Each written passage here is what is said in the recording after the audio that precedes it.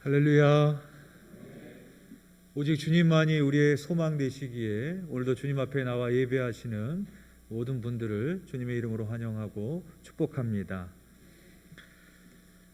박지은 자매가 지난 금요일에 이제 마지막 항암 절차인 두 번째 수술을 받았습니다. 여러분 회복을 위해서 기도 부탁을 드립니다. 그동안의 과정을 지켜보면서 수술을 하고 싶다고 마음대로 할 수 있는 것도 아니더라고요. 종양이 커서 안 되고 열이 나면 안 되고 또 수술 날짜 하나 잡는 것도 얼마나 오래 걸리는지 모릅니다. 또 한 번의 수술로 모든 종양을 한 번에 제거할 수 있으면 얼마나 좋겠어요. 근데 종양의 크기가 크다 보니까 두 번에 나눠서 수술을 받게 되었고 시간과 간격을 두고 여러 차례의 항암 치료를 받게 되었습니다. 지은이를 지켜보면서 드는 생각이 병과의 싸움이기도 하지만 완전한 회복을 위한 기다림의 싸움이구나 라는 생각을 갖게 되었습니다. 매 앞에 장사 없다라는 말이 있습니다. 아무리 힘센 사람이라도 때리는 데에는 꼼짝없이 굴복하게 된다라는 뜻입니다. 영적인 세계의 언어로 바꿔 말해 본다면 시간 앞에 장사가 없습니다. 아무리 믿음이 좋아 보이는 사람도 아무리 기도해도 나아지는 것이 없고 아무리 기도해도 응답되어지는 것이 없고 아무리 기도해도 소망이 전혀 보이지 않을 때 모든 것을 포기하고 싶은 마음이 들기 때문입니다. 그래서 시편 42편 2절에 보면 시인이 이렇게 탄식합니다. 내 영혼이 하나님 곧 살아계시는 하나님을 갈망하나니 내가 어느 때에 나아가서 하나님의 얼굴을 배울까? 내가 어느 때에 나아가서 하나님을 배울까? 이 말의 의미는 하나님 언제까지입니까? 언제까지 기다려야 됩니까? 언제까지 기도해야 됩니까? 그런 탄식의 의미입니다. 우리에게도 이러한 상황이 온다면 우리도 모든 것을 포기하고 싶은 마음이 들 것입니다. 그렇다면 우리가 드리는 기도가 기도하고 기도해도 응답되지 않는다면 우리의 기도는 아무 소용이 없는 것일까? 오늘 본문인 요한계시록 8장에서 그 해답을 우리에게 주고 있습니다. 1절 말씀입니다. 일곱째 인을 떼실 때에 하늘이 반시간쯤 고요하더니. 요한계시록 6장에서 8장까지는 일곱 인을 떼시는 하나님의 심판의 내용이 나옵니다. 첫 번째 인에서 여섯 번째 인을 떼실 때는 즉각적인 하나님의 심판이 내려졌습니다. 그런데 일곱째 인을 뗄 때에는 하나님의 즉각적인 심판이 쏟아지는 것이 아니라 단시간쯤 하늘이 고요해졌다라고 기록을 하고 있습니다. 즉 하나님의 고요한 침묵이 이어진 것입니다. 여기서의 하나님의 침묵은 두 가지로 이해될 수 있습니다. 첫 번째는 아기를 기다리시는 하나님의 침묵입니다. 여기서의 고요라는 것은 마치 폭풍 전야와 같은 겁니다.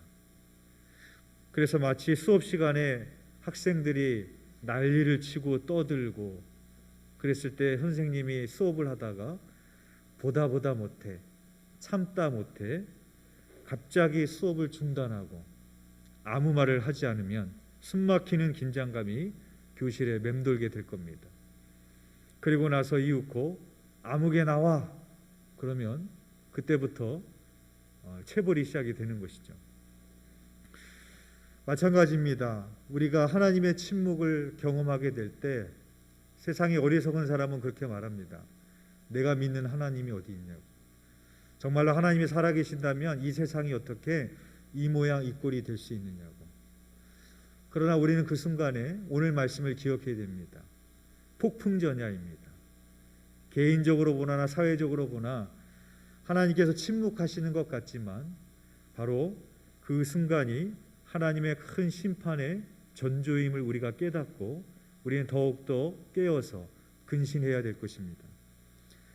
베드로후서 3장 8절 말씀에 사랑하는 자들아 주께는 하루가 천년 같고 천년이 하루 같은 이 한 가지를 잊지 말라라고 말씀하십니다.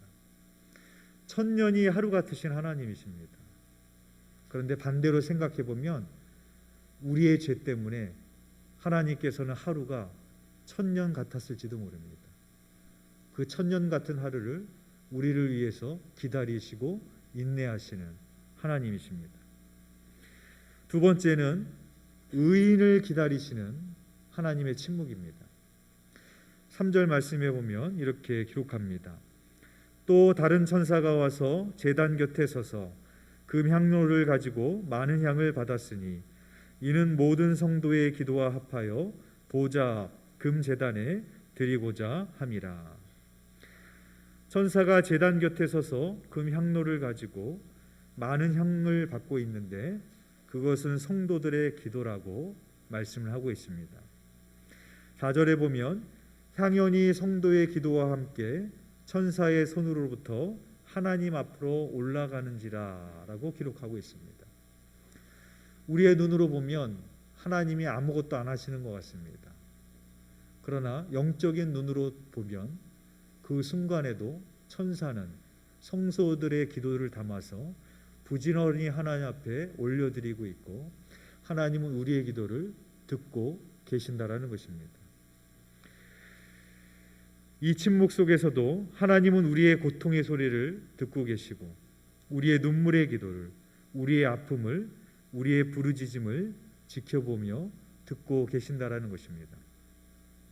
따라서 아무리 기도해도 응답이 없고 아무리 기도해도 나아지는 것이 없을지라도 우리의 기도를 듣고 계시며 신실하게 일하고 계시는 하나님을 신뢰해야 됩니다. 5절 말씀에 보면 천사가 향로를 가지고 제단에 불을 담아다가 땅에 쏟음에 우레와 음성과 번개와 지진이 나더라 라고 기록하고 있습니다. 향로를 가지고 그 제단에 불을 담아다가 땅에 쏟았다라는 것은 하나님의 심판이 시작되었다라는 의미입니다. 또한 우레와 음성과 번개와 지진은 성경에서 하나님의 임재를 상징합니다. 따라서 하나님께서 침묵하시다가 하나님의 때가 되었을 때 순교자들을 위하여, 의인들을 위하여 하나님께서 악인을 심판하시고 세상을 심판하시고 또 의인들을 구원하시는 하나님의 역사가 나타난다라는 것입니다. 하나님께서 여리고성 주변을 엿새 동안은 침묵하면서 하루에 한 바퀴씩 돌고 일곱째 날에는 7바퀴를 돌아라고 명령하셨습니다. 이스라엘 백성들이 여리고성 주변을 침묵하며 돌기 시작했습니다. 하루, 이틀, 3일. 그러나 아무런 변화도 없었습니다. 4일이 되고 닷새가 되고 이 정도가 되면 벽돌 몇 개라도 빠져야 되는데 여전히 여리고성은 초롱성과 같이 미동도 없습니다. 이제는 침묵을 멈추고 입을 열어 소리치고 싶은 심정입니다. 다 소용없다고, 그만두고 싶다고, 이게 뭐 하는 거냐고. 그리고 7일째 6바퀴를 돌 때까지도 아무런 미동도 없습니다. 그러나 마지막 한 바퀴를 돌았을 때 양강나팔을 불고 함성을 부름과 동시에 초롱성 같던 여리고성은 무너지고 말았습니다. 하나님께서 세상의 죄악이 관영한 것을 보시고 물로 심판하시기 위해 노아에게 방주를 만들라고 명령하셨습니다.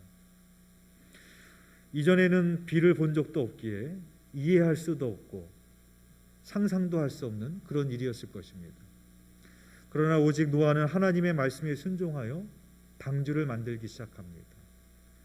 몇 달 만에 만들 수 있는 것도 아니고 몇 년 만에 만들 수 있었던 방주도 아니었습니다. 방주를 만들기 시작해서 1년이 지나고 5년이 지나고 10년이 지나고 50년이 지나고 사람들은 그렇게 방주를 만들고 있는 노아를 보면서 미쳤다고 조롱을 했습니다. 그래도 노아는 속으로 생각하며 참았습니다. 방주가 완성되면 비가 올 거야. 하나님의 심판이 시작될 거야. 그래서 사람들의 조롱에도 불구하고 노아의 망치질은 멈추지 않았습니다. 그리고 마침내 방주를 완성했습니다. 그리고 노아는 방주에 들어가서 문을 닫았습니다. 하루가 지나고 이틀이 지나고 3일이 지나도 비가 오지 않는 겁니다. 노아는 속으로 생각했습니다. 이 정도의 오차는 있을 수 있겠지. 그런데 사흘이 지나고 닷새가 지나도 이쯤이라면 보슬비라도 내리든지 하늘이 흐려져야 되는데 여전히 하늘은 햇빛이 쨍쨍하게 내리쬐고 있습니다. 전혀 비가 올 기미가 보이지 않았을 때 노아는 절망했을지 모릅니다. 아니, 내가 그동안 뭘 한 거지? 그 오랜 시간 동안 내가 도대체 뭘 한 거지? 그러나 7일째가 되던 날 하늘에 깊은 샘들이 터지며 40주야 동안 비가 땅에 쏟아졌습니다. 엘리사가 나병이 걸린 나아만 장군에게 요단강에 가서 7번 몸을 담그라고 했습니다. 나아만이 엘리사의 말을 듣고 탐탁지 않지만 그러나 그 길만이 유일한 길이었기에 요단강으로 갑니다. 자기의 옷을 벗고 계급장을 띠고 체면을 내려놓고 자존심을 구기고 첫 번째 물에 담궜을 때 아무런 일도 일어나지 않습니다. 두 번째 담궜는데도 아무런 일도 일어나지 않습니다. 세 번째 담궜을 때도 여전히 아무런 일도 일어나지 않습니다. 4번, 5번. 이 정도 담궜으면 손끝부터라도 좀 나아져야 될 텐데 전혀 나아지는 기미가 없습니다. 나아만은 그때 포기하고 싶었을지 모릅니다. 괜히 자존심 다 포기하면서 일개 이스라엘의 선지자의 말을 듣고 내가 이게 뭐 하는 짓인가 후회했을지도 모릅니다. 그러나 나아만이 7번째 몸을 담궜을 때 그의 나병이 깨끗이 씻음을 받게 됩니다. 열왕기하 5장 14절에 보면 그의 살이 어린아이의 살같이 회복되어 깨끗하게 되었더라 라고 기록하고 있습니다. 나아만 장군은 상처 많았던 본래의 모습이 아니라 아이의 살같이 더 좋은 모습으로 바뀌게 되었습니다. 여러분, 우리만 하나님을 기다리는 것이 아닙니다. 하나님도 기다리고 있는 우리와 더불어 하나님도 기다리고 계십니다. 상처 난 살이 아닌 어린아이의 살을 주시기 위해, 우리에게 더 좋은 것을 주시기 위해 하나님도 우리와 더불어 기다리고 계십니다. 7일째 되는 날에 여리고성은 무너졌고 7일째 되는 날에 비가 쏟아졌고 7번째 물에 담갔을 때 나아만의 나병이 치유되었습니다. 여러분, 물이 그릇을 채우는 모습을 보십시오. 물은 빈 곳을 다 채운 후에 흘러갑니다. 물이 결코 채우지 않고 건너뛰는 법은 없습니다. 영적으로도 마찬가지입니다. 이 정도 되면 응답이 되어야 된다고 생각하지만 기다림이 채워져야 은혜가 흘러오는 것입니다. 우리는 기도를 하면 공중으로 다 날아가 버리고 없어지는 것처럼 생각하기 쉽습니다. 또 내 생애에 내가 눈으로 보지 못하면 응답되지 않았다고 생각하기 쉽습니다. 그러나 그렇지 않다라는 것입니다. 오늘 본문 3절에 보면 천사가 금향로에 성도들의 기도를 담고 있습니다. 무슨 말입니까? 기도자는 사라져도 기도는 사라지지 않는다라는 것입니다. 일제강점기에 유관순 열사와 같이 수감되었던 분이 1920년 3월 1일 3.1절 1주년을 맞아 감옥에서 유관순 열사와 불렀던 노래의 가사를 기억해서 전해져 오는 노래가 있습니다. 진중이 일곱이 진흙색 일복 입고 두 무릎 꿇고 앉아 주님께 기도드릴 때 접시 2개 콩밥덩이 창문 열고 던져줄 때 피눈물로 기도했네 피눈물로 기도했네.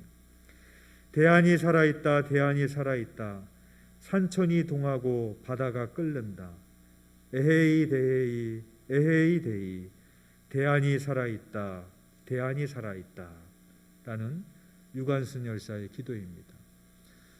이렇게 누구보다도 대한의 독립을 소망했고 기도했던 유관순은 대한의 독립을 보지 못했습니다. 그는 사라졌습니다. 그러나 그의 기도가 헛되었을까요? 하나님은 듣지 않으셨을까요? 비록 유관순 열사는 생애에 보지 못했지만 하나님께서는 그 기도를 듣고 계셨고, 하나님의 때가 되었을 때, 기다림이 채워졌을 때 하나님께서 우리에게 또 독립을 허락하여 주신 줄 믿습니다. 여러분, 기도하는 사람은 사라져도 기도는 사라지지 않는 겁니다. 중세 이탈리아의 밀라노의 한 교회당에서 일어났던 일입니다. 어느 날 예배 시간도 아닌데 한 부인이 교회당에 들어와서 고개를 숙이고 통곡하고 울기 시작했습니다. 시간이 10분, 20분, 30분이 지나도 통곡 소리는 멎지 않았습니다. 그때 그 교회를 지도하시던 암브로스라는 유명한 감독이 그 모습을 보게 됩니다.